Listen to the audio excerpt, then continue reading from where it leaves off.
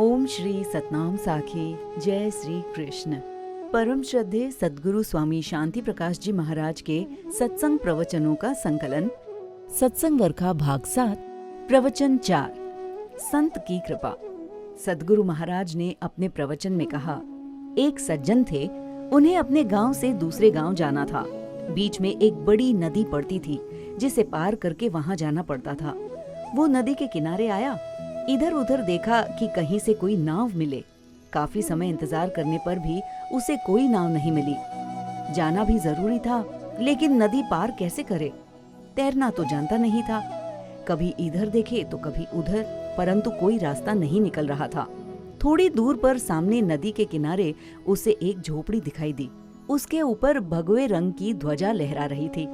बाबा, ये गेरू कपड़ा संतों की निशानी होती है। जैसे पुलिस की सरकारी पोशाक होती है, उसे दूर से ही देखकर पता चल जाता है कि ये पुलिस है। ऐसे ही सन्यासी महात्माओं की भी यही निशानी है। वो आदमी सीधा उस कुटिया पर आया।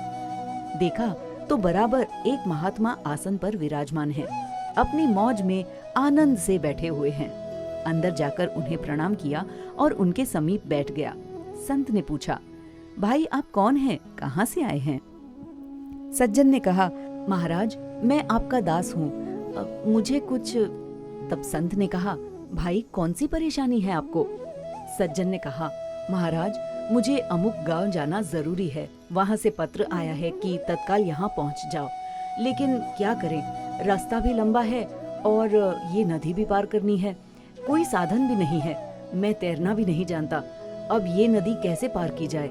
यदि आपके पास कोई साधन हो तो कृपा करके मुझे उस पार पहुंचा दीजिए। महात्मा दयालु थे, उन्हें दया आ गई। कहने लगे, भाई आप कोई चिंता ना करें, आपको उस पार कर देते हैं। महात्मा ने कहा, आप अपना बायां हाथ इधर करो। उसने अपना बायां हाथ महात्मा की तरफ बढ़ाया। महात्मा ने उस पर लिखा, सतनाम साखी राम, मुझे नदी के उस पार कर दो। बस इतना लिखकर उससे कहा, बेटे अब जाओ, हाथ को सीधा रखना और आगे आगे रखना। जाओ, तुम्हारा काम हो जाएगा। संत की आज्ञा अनुसार उसने ऐसा ही किया। जब उस सज्जन ने नदी पर पैर रखा तो ऐसा लगा जैसे धरती पर पैर रखकर चल रहा हो। सतनाम साखी कहते कहते आकर उस पार पहुंच गया। बहुत प्रसन्न होकर कहने लगा, ये काम तो सरल है, मैं तो समझ रहा था शायद कठिन होगा। वो आकर अपने रिश्तेदारों से मिला। सबसे मिलजुल कर कार्य संपन्न होने के बाद सायंकाल सबसे वापस जाने की विदा लेने लगा। तभी रिश्तेदारों ने पूछा, क्यों, कैसे जाओगे? कहने लगा, भाई अब मुझे तरीका समझ में आ गया है। उसे अहंकार हो गया था। वो आया नदी के किनारे, अपने बाएं हाथ में वही मंत्र लिखा। लिखकर जैसे ही नदी में पैर रखा तो वो डूबने लगा। गर्दन तक पानी आ गया।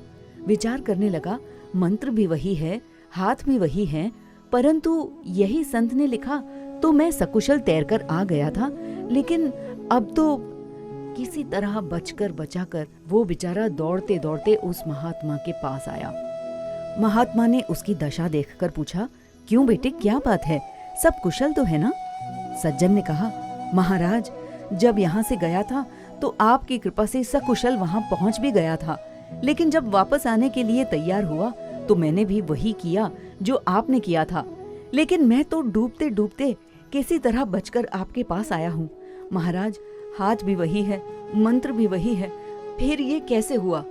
महात्मा ने कहा, भाई पहले किसने लिखा था ये बताओ। सज्जन ने कहा, महाराज आपने। महात्मा कहते हैं, अब किसने लिखा है? सज्जन ने कहा, मैंने।